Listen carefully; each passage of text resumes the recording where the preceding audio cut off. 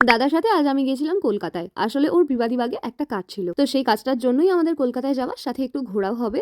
দাদার কাজের টাইমিং ছিল ওই 3টে নাগাদ, আর আমরা ধরেছিলাম রানাঘাট থেকে 10টা 12 রানাঘাট লোকাল। কারণ আমাদের উদ্দেশ্য ছিল কাজের সাথে সাথে যাতে আমরা একটু ঘুরেও নিতে পারি। ভেবেছিলাম দমদম থেকে 11টা 37-এর বিবাদীবাগ লোকাল ধরবো। হিসেব মতো ট্রেনটা আমাদের পেয়ে যাওয়ার কথা, কিন্তু রানাঘাট লোকালটা যেহেতু লেট করলো, তাই আর ওই ট্রেনটা পাওয়া হলো না। অগত্যা মেট্রো ধরলাম, মেট্রো ধরে চলে আসলাম এসপ্ল্যানেড। এসপ্ল্যানেড থেকে মেট্রোর লাইন দুভাগে ভাগ হয়ে যায়, একটা যায় কবি সুভাষের দিকে যেটা হচ্ছে ব্লু লাইন, আর একটা যায় হাওড়ার দিকে সেটা হচ্ছে গ্রিন লাইন। আমরা এবার জোন সুইচ করে চলে আসলাম গ্রিন লাইনের মেট্রোতে। আমাদের নামতে হতো মহাকরণ স্টেশনে, তবে গঙ্গার তলা দিয়ে মেট্রো যায় সেই এক্সপিরিয়েন্স নেবো বলে নামলাম হাওড়াতে। তারপর আবার ওখান থেকে মেট্রো ধরে আমরা ব্যাক করলাম, নামলাম মহাকরণ স্টেশনে। হাতে তখনও প্রায় 2 ঘন্টা মতো টাইম ছিল। চলে গেলাম জেমস হিকি সরণি বা ডেকার্স লেনে। মহাকরণ মেট্রো স্টেশন থেকে মোটামুটি 5-7 মিনিট লাগলো হেঁটে যেতে। ওখানে ফেমাস ফেমাস খাবারের দোকান আছে, সেখান থেকে আমরা বেশ কিছু খাবার ট্রাই করেছি, তবে কি কি সেটা নেক্সট ব্লগে শেয়ার করবো।